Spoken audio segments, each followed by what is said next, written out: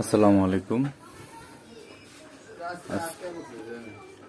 প্রত্যেকটা ওয়াশিং মেশিনের দেখবেন এই পাঁচটা থাকে, এই যে এরকম একটা পার্টস থাকে। এটা হচ্ছে ওয়াটার ইনলেট,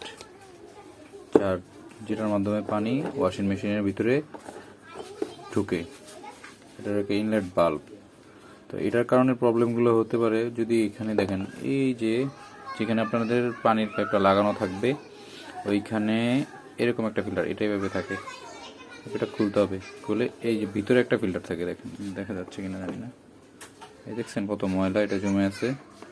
সেম এই ফিল্টারগুলো দুইটো পরিষ্কার করে দিতে হবে,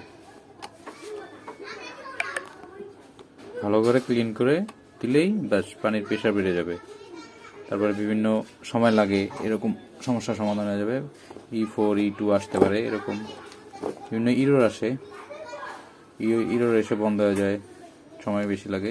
এই সমস্যাগুলো সমাধান হয়ে যাবে আশা করি, ইনশাল্লাহ।